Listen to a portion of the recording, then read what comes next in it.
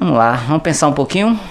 Então eu estou aqui com o texto aberto na palavra do Senhor e eu vou começar com Jesus. Então eu gosto das histórias e fico me pegando como que Jesus apresentava os assuntos. Olha, Alex, aqui no capítulo 23 de Mateus, olha, Jerry, que sacada, ele fala assim, versículo 2: na cadeira de Moisés se assentam os escribas e os fariseus. Olha que engenhosidade de Jesus. Olha que poesia, eu gosto muito assim, né? Então ele fala, na cadeira de Moisés. Então Moisés era o legislador, foi o homem que trouxe a lei, não foi? Então o legislador era Moisés. Então seria como fosse o cara que escreveu a nossa constituinte cristã, né? Então foi Moisés. Então ele fala aqui, na cadeira de Moisés se assentam os escribas e os fariseus. Quem eram os escribas? Eram os homens que escreviam a lei, escriba. E os fariseus eram o responsável por vigiar a lei, né? Era como se fosse a polícia. A polícia vai lá, o juiz vai lá e não está conforme a lei. Então ele está dizendo que na cadeira de Moisés, ou seja, naquela faculdade de Moisés, então os professores que sentam nas cadeiras eram os escribas e os fariseus. Aí Jesus fala assim, fazei e guardai, pois, tudo quanto ele vos disserem. Então tudo que os fariseus estão dizendo, vocês podem fazer e podem guardar. Vírgula, porém, não imiteis as suas obras, porque dizem e não fazem. Jesus o cara era fantástico. O cara era demais, cara.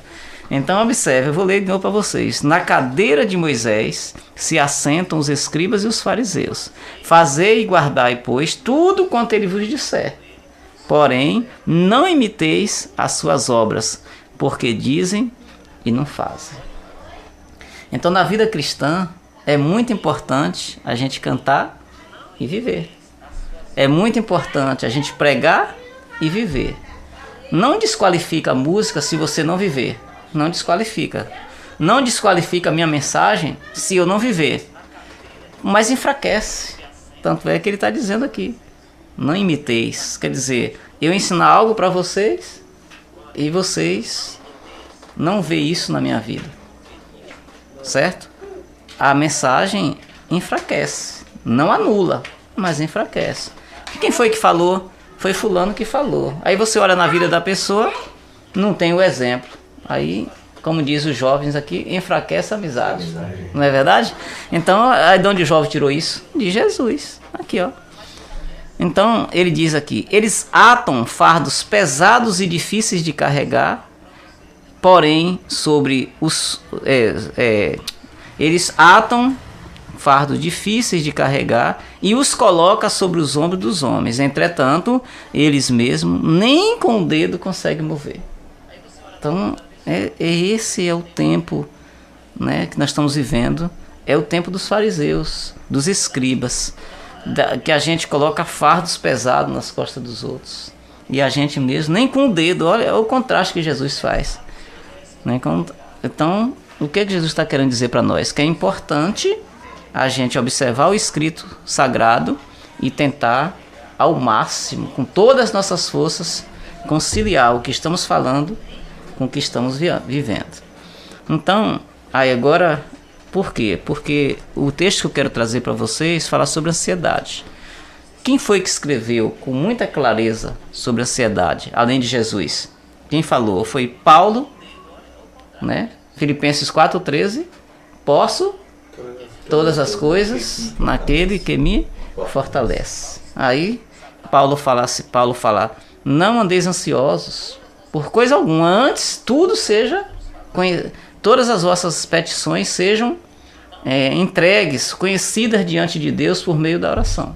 Filipenses 4 fala isso. Então Paulo foi um cara que escreveu isso com muita propriedade. E outro com muita clareza foi o apóstolo Pedro. Eu vou me pegar a Pedro para não acontecer o lance da cadeira do fariseu, né?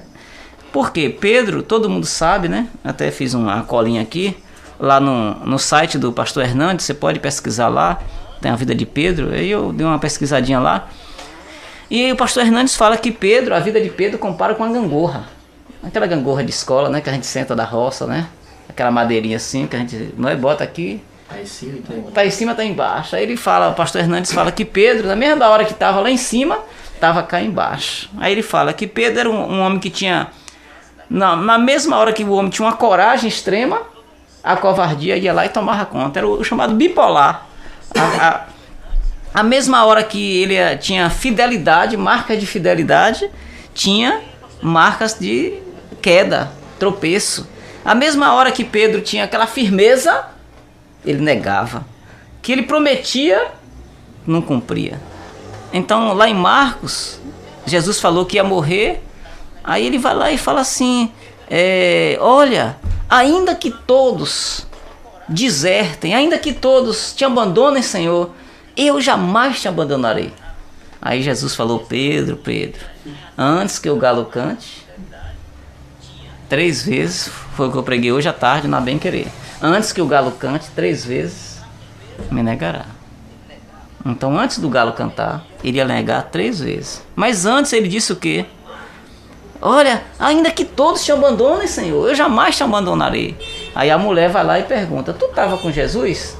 Ele tinha dito horas antes. A mulher pergunta, tu também andava com Jesus? Nem conheço esse homem. Mateus fala que ele começou a praguejar. Nem conheço esse homem. Esse era o Pedro, né? Eu marquei aqui no lava-pés, João 13, lembra do lava-pé? O Senhor falou assim, pegou a toalha e foi lavar os pés de Pedro. E dos discípulos, 12, né? No lava-pés. Aí quando chegou para lavar o pé de Pedro, não, Senhor, é eu que devo lavar os teus pés. Olha que homem, marca de humildade, de piedade, né? E o Senhor que vem lavar o meu? Não, de maneira nenhuma. Aí Jesus falou assim, aquele que eu não lavar o pé, não tem parte comigo. Aí ele falou o quê? Você se lembra? Então não lava meu pé não, Senhor. Lava logo meu corpo todo. Tá vendo que homem assim, né? Então era aquele homem de gangorra, né? Bem feliz essa imagem que o pastor Hernandes colocou aqui para nós. E no capítulo 14, aí Jesus respondeu o que para ele? Quem já tomou banho não precisa ser lavado, né? E lá em Mateus 14 conta a história do sobre as águas. Então Jesus aparece sobre as águas, é um fantasma. Jesus falou, venha Pedro. Aí a Bíblia diz que ele foi, deu um passo de fé, né? E aí, quando ele andou o primeiro passo, o segundo passo, talvez no terceiro, no quarto, a Bíblia diz que ele parou de olhar para Jesus e olhou para o lado, afundou, ele, socorro. Você imagina o desespero de Pedro, espalhafatoso como Pedro era. Então Pedro era muito ansioso, aquele homem assim, né, avexado, aquela vexação e tal. E Jesus respeita isso. Mas ele quer mudar isso na vida da gente. Ele quer mudar. Então Jesus falou da ansiedade. Paulo falou da ansiedade. Jesus, para falar a verdade, quando ele começou o ministério dele, o Sermão do Monte, ele falou da ansiedade. Então é um assunto muito importante na vida da gente. O Senhor falou para não andar ansioso. E falou assim, qual o pardal? Você já viu? Morreu ali um bando de pardal, morreu, foi o que? Fome. Você não encontra isso. Jesus falou, se um pardal não morre de fome, não morre de fome. Interessante. Semana, aí sobrou uns pães lá em casa, né? Amanhecido. Aí eu joguei no quintal. Aí lá tem as rolinhas, os pardais. E aí eu sei que quando foi meio-dia não tinha mais nada. Os pardais tinham comido tudo. O Senhor cuida. Às vezes cai da nossa mão. A gente tá comendo ali um biscoito, cai um. A gente, caiu um, né? A gente cai, pouca hora a formiga vem, pouca hora o pardal vem. Providência de Deus. Então, gente, eu trouxe aqui como estudioso da área, né? Estudioso no sentido de leio, pesquiso, né? É nesse sentido que eu estou falando para você.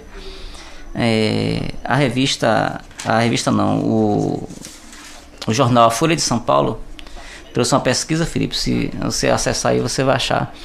Aí ela trouxe uma pesquisa dizendo que agora em 2017 a Organização Mundial de Saúde, a OMS, fez uma pesquisa no mundo todo, e nessa pesquisa a depressão, o Brasil é o 5º país em depressão no mundo. O 5º, o 6º não, o 5º país em depressão no mundo. E o Brasil, Alex e Felipe e meus ouvintes, o Brasil é o campeão, é o número 1 do mundo em ansiedade. Tá aqui, ó. Tá, você pode pesquisar lá, tá no site da Folha de São Paulo. Diz lá que o Brasil é o campeão do mundo em ansiedade e é o 5º país mais depressivo do mundo. E nessa pesquisa diz que uma outra pesquisa do Hospital das Clínicas diz que na bolsa do brasileiro, da brasileira, e na carteira do brasileiro, assim como o analgésico visita, está presente o remédio ansiolítico, chamado de ansiolítico, o antidepressivo, já está presente. Por quê? Qual é a causa? Aí o psicólogo que assina lá a matéria, junto com... ele fala que uma das causas é psicossocial, né? Por que psicossocial? Porque, ou então sociogenética, como eles gostam também de colocar. Por quê? Genética, porque se o pai é ansioso, vai passar pro filho, vem no sangue, né? Puxa, certo? Então é genética. E sociológica, por quê? Porque o ambiente que você vive pode lhe propiciar. Então, no caso, quem trabalha na guarda, ele está mais propenso, né, ansioso, né, qualquer carro diferente que passa, qualquer indivíduo diferente, então aquilo vai gerando, né? Então, por exemplo, Geriel trabalha na prefeitura no setor de compras, então toda hora chega gente futucando, né? Então aquilo lá vai, se você não filtrar, você adoece, você chega em casa, aí você chega aquele monte de problema em casa. E aí amanhã eu tenho que resolver isso, eu tenho que resolver aquilo, o telefone toca a mensagem toda hora, e aí você tá aqui, o telefone tá doido tocando, e se você for ficar dando resposta a isso, a irmã falou há dias atrás, pastor, eu mando a resposta, o senhor olha e não responde. Pô, o cara manda aquela mensagem, que manda para todo mundo aquela mensagem copiada, né? Encaminhada, puxa vida. E aí você vai responder, chega em casa, tem mais de 1000 mensagens, irmão. Muitas vezes também a gente analisa que em grupos já mensagem, mesma mensagem. No grupo. Mesma mensagem. Então assim, rapaz, você vai parar para responder aquilo. Agora tá a loucura por causa do Bossa, né? E a loucura por causa do Andrade, né? O Andrade. O povo tá chamando Andrade de Bossa, né? Então... aquele negócio de doido, aquela loucura, parece que o mundo vai acabar, cara, se não votar ou se votar. Eu não tô fazendo apologia que não deva votar, eu tô falando que é essa ansiedade, e o PT é contra não sei o que, e o Bossa é contra. Gente, calma, gente, aquietai, saber que eu sou Deus. Você fica louco, cara. Aí você não consegue dormir, porque a mente não desliga. Não desliga. Aí tem que tomar o remedinho preto, o ansiolítico, né? E aí, cara, a gente vai ficando doente. Então, Pedro, o que é ansiedade? Ansiedade é você trazer o amanhã para hoje. Então, por isso que o cara planta a árvore, ele não quer mais saber de ficar esperando 8 anos, então ele vai lá e faz o enxerto. Ou então o híbrido, né? O que é o híbrido? O híbrido não tem semente, né? Gera e planta, aí Gera sabe disso. O híbrido, a maioria dos híbridos não dá semente. O limão, minha irmã sempre leva pra mim um limão lá, aquele bitelão grandão, enxertado, sei lá como é que é aquele trem lá. Aí o bicho desse tamanho parece uma laranja, você espreme e não tem uma semente dentro. Entende? Então assim, a gente vive nessa loucura, cara. E Deus não fez a gente pra isso, Deus não fez a gente pra isso. Por isso que o salmista no Salmo 46:10 fala: quietai-vos. O quietar lá não é você ficar quieto, não, é essa loucura interior. É o solilóquio do Salmo 42. Por que estás abatido, ó minha alma? E aí o povo vem fazendo pressão, né? Se você tem um filho só, cadê, rapaz, um bichão desse aqui? Cadê a outra filha? Cadê o outro filho? Não é assim? Se você tem 3, pronto, né? Cadê o próximo? Já parou? Se você não tem filho ainda, cadê, menino? Se você não... Cadê o carro? Pastor, cadê o carro, pastor? Então, Eu falei, tá na... Tudo, né? E aí você compra o carro e vai trocar que ano agora, vai ficar com a... Você tá entendendo? Então o mundo... tudo converge para você ficar ansioso. Se você está estudando, se forma quando? E quando parar, vai fazer outra faculdade. Gente, eu ainda vou formar. Percebe? Então a sociedade também vai trazendo isso. Então se você não... Você tá doido, cara. Você vai enlouquecer. Então Deus não fez a gente para isso. E lá, o rei Salomão, Provérbios 10, ou Eclesiastes 10, fala assim: a opressão faz enlouquecer até o sábio.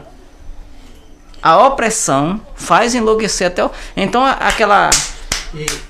Fale. E a dependência também vem daí, né, pastor? Vem pra aí. Vem daí, porque é que nem lá em casa. Daiane mesmo tava nessa... não, qualquer coisa um diazepam. Mas amanhã é o mesmo problema, tá o mesmo problema. Aí é dependência, né? É dependência. Então aquela...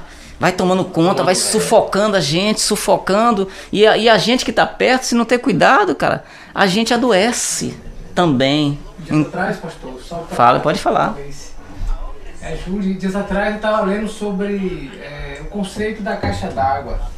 E diz assim esse conceito: o rapaz da água, da Embasmo, da empresa que fornece água, ele garante que está fornecendo água limpa para você. Ele garante que filtrou, que decantou. Só que um mês depois seu tanque está sujo. Então, por mais que a gente vai filtrando, as mensagens vão trazendo resíduos e ficam na alma, ficam no coração. Perfeito. Né?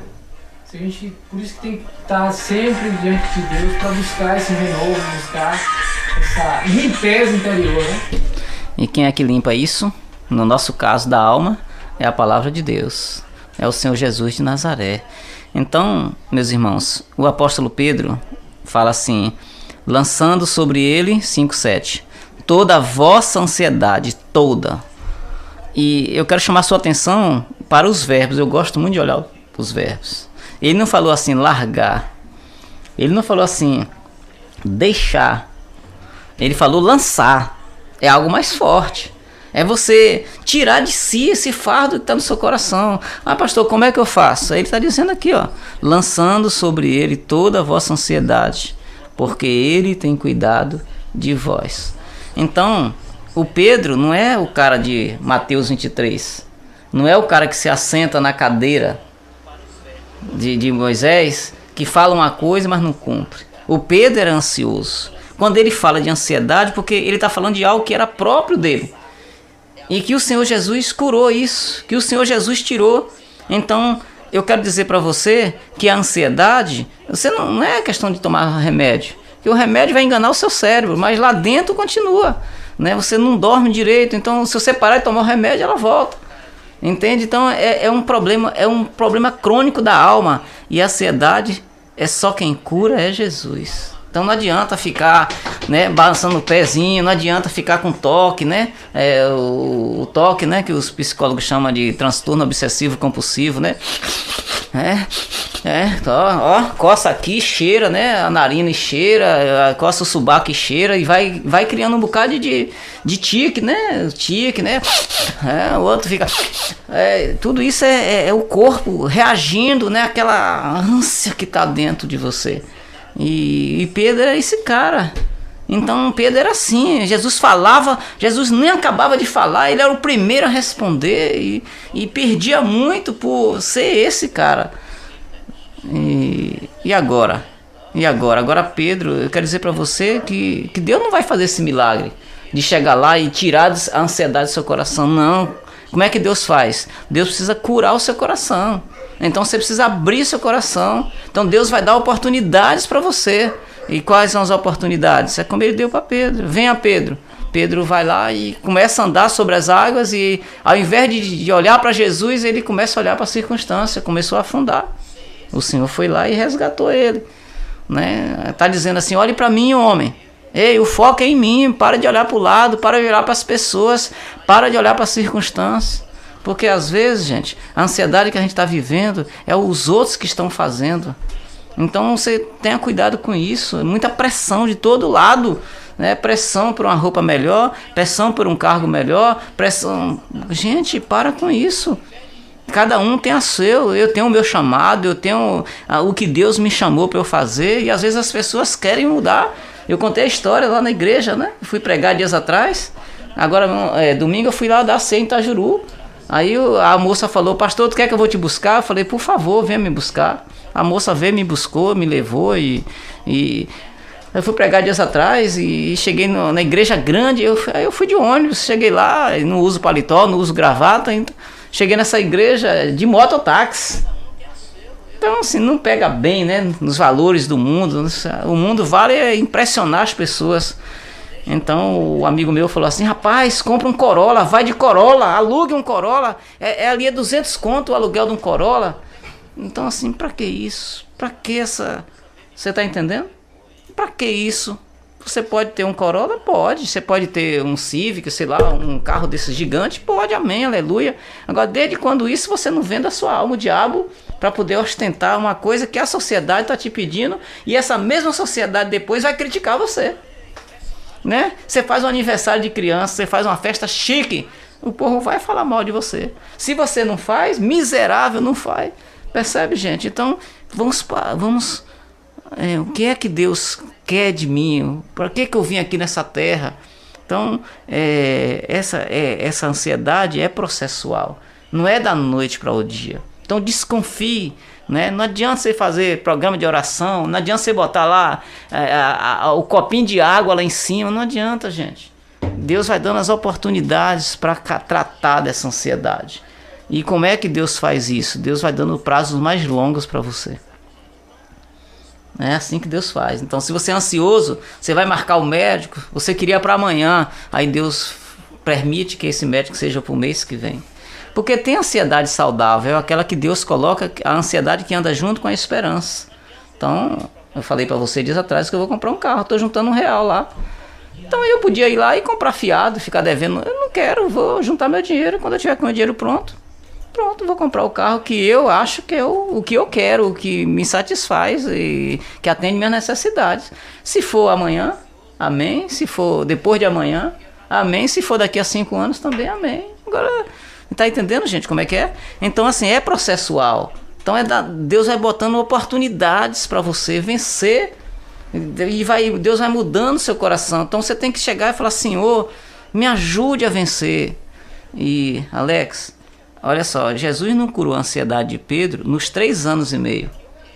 Hein, Géry? Não foi nos 3 anos e meio.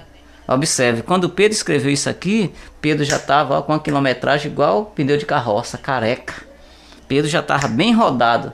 Pedro foi pastor da igreja de Jerusalém. Você imagina que pastor avexado, que pastor que bota o carro na frente dos bois. Você já pensou? Então Pedro podia limitar o seu ministério, limitar a sua vida. Não é? Você ter um chefe, já pensou? Um chefe que não mede as palavras. O prefeito fala uma coisa, o presidente da empresa fala uma coisa, ele já pula na frente. Então Pedro foi o pastor renomado da igreja de Jerusalém, cara. A igreja mais importante do mundo, Pedro foi pastor. Então ele teve que aprender a ter paciência. Então Deus foi colocando alguns fracassos, ele aprendeu com os fracassos, a esperar, a ter paciência. Agora, quando ele chega no final da sua vida, quando ele escreve para os crentes, ele fala: tira esse fardo que está sobre a sua alma e lança aos pés de Jesus, porque ele tem cuidado de nós. Só que, Alex, o versículo anterior, deixa eu ver que hora é aqui, o versículo anterior fala que humilhai-vos, portanto, debaixo da potente mão de Deus. Humilhai-vos. O apóstolo Pedro fala aqui, portanto, debaixo da poderosa mão de Deus, porque ele em tempo oportuno vos exalte. Tá vendo? Então, assim, como é que Jesus gosta? Jesus falou que os humilhados serão exaltados. Então, o caminho de Jesus é diferente. Primeiro, a gente fica cá embaixo. E quem é que exalta a gente? Não é a gente. É Jesus. É Ele. Então, Pedro teve que aprender esse caminhar. Pedro queria ser o primeiro em tudo. E ele teve que aprender Ele teve. Aí, Geri, eu estava lendo aqui dias atrás como Deus vai mudando a vida da gente. Esse apóstolo Pedro era o cara que levava Deus muito a sério, um cara muito piedoso, muito espiritual. E Deus levou Pedro e ele foi para beira-mar. E aí quando ele chegou lá, o Espírito de Deus falou assim: entra na casa de Simão, o curtidor. Cara do céu, o judeu jamais ia entrar na casa de um curtidor, um homem que trabalha no curtume, porque o judeu não pegava em nada morto, não podia pegar e não podia tocar. Quando morria o animal, o judeu dava um jeito de amarrar, ou então saía empurrando com a pá, não podia tocar em cadáver, muito menos em couro. E Simão era o cara que era excluído da sociedade. Você, ser um curtidor, você era um cara que você estava fadado a viver isolado socialmente, porque você não era bem visto. O cheiro de couro, tanto é que o nome já foi agregado com adjetivo: Simão, o curtidor. Então é como se alguém, como eu estava vendo lá o vídeo do Pedrinho, o matador, aquele cara que matou mais de 100. Então assim, observe, Pedrinho, o matador, então Simão, o curtidor. E a Bíblia, e Jesus falou assim: vai na casa de Simão, o curtidor. Aí ele entrar na casa de um curtidor. Quando ele chegou lá, aí Deus deu uma visão para ele. Ele foi orar e Deus deu uma visão para ele. Então Deus vai mudando. Então o que Pedro podia falar? Se fosse antes, ele ia falar: Deus é mais, Senhor, como é que eu vou entrar na casa daquele homem? Mas observa que é processual. Então assim, não tem mágica no reino do céu. Jesus não trabalha com mágica. Então se você é nervoso, como é que Deus vai curar o seu nervoso? Fazendo uma oração, o pastor passando um óleo, uma oração? Não. Deus vai mudar o seu coração por meio da oração, dos exercícios espirituais, e Deus vai mandar situações para você vencer aquele nervoso. Como é que você vai vencer o medo? Passando pelo medo. Como é que você vai vencer, no caso aqui, a ansiedade? Então, e eu quero dizer ainda para você que a ansiedade não é coisa do diabo, como alguns ensinam. Isso é coisa do demônio. Aí você está doente, aí é coisa do demônio. Não, não é não, gente. Isso aqui é um problema da alma que afeta o corpo. Então tem que tomar o remédio mesmo. Você vai procurar, em nome do Senhor Jesus, vai lá no psiquiatra, no psicólogo, no psicanalista, sei lá quem é que você vai procurar. Procure ajuda. Procure ajuda, que o remédio vai lhe ajudar. Agora, você também tem que procurar o remédio para sua alma. E esse remédio só quem dá é Jesus de Nazaré. Ele sabe a dose certa. Para cada pessoa tem. Por isso que não tem receita, porque nós somos diferentes. Jesus vai tratar de cada um conforme o seu estado. Lembra do filho pródigo? Na casa tinha 2 filhos, todos 2 doentes. O mais novo, né, ansioso, me dá logo minha herança, e foi e gastou tudo. O pai proibiu? Não, toma, meu filho. Ele foi lá e gastou tudo. Só que o pai ficou o quê? Esperando, que ele sabia que o filho ia voltar. E o outro também estava doente. Como é que eu provo? Quando o pai fez a festa, ele falou o que pro filho? O filho falou o que, o mais velho que foi em casa? Quanto tempo eu estou aqui contigo, tu nunca me deu um cabrito. Será que o pai nunca tinha dado? E se o pai se desse? Quer dizer, o irmão estava perdido e ele não se alegra com...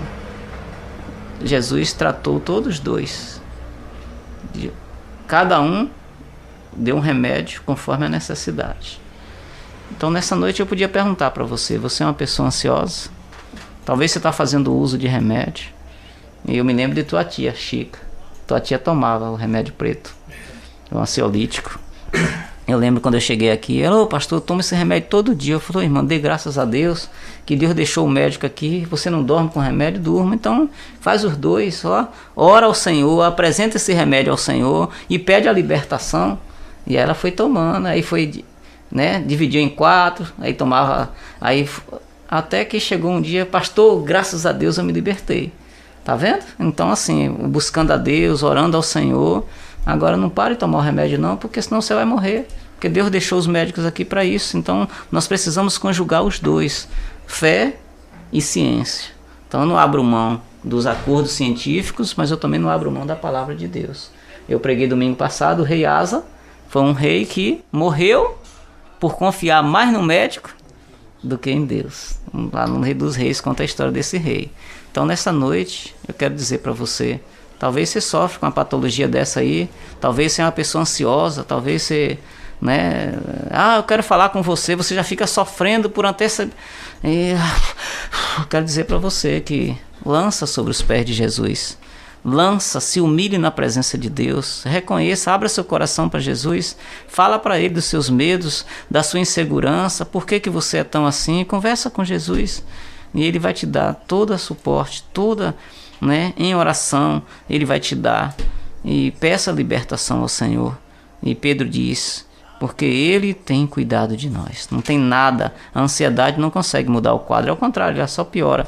Então não tem nada que Jesus não possa resolver. Ele tem cuidado, Ele cuida da sua alma, Ele cuida de todos os seus anseios, dos seus desejos. Que o Senhor Deus possa aplicar essa palavra no seu coração, no meu coração. E eu, então, como pastor, tenho que lutar todo dia contra a ansiedade, minha e a dos outros também. E é uma luta, viu? É um exercício diário que a gente faz. E sede sóbrio, vigiais, porque o diabo, vosso adversário, anda ao vosso derredor como ladrão, procurando a quem possa devorar. É aqui que está a grande sacada. Então, se o diabo sabe que você é ansioso, ele vai botar pessoas para poder piorar o quadro, porque o diabo só quer ver a nossa bagaceira. Mas o nosso Deus, Ele quer ver, né, o nosso bem-estar da nossa alma. Por isso que o salmista no Salmo 41:10 fala: aquietai-vos e sabei que eu sou Deus. Que Deus abençoe a todos vocês. Vamos ouvir mais um aí, Quinho?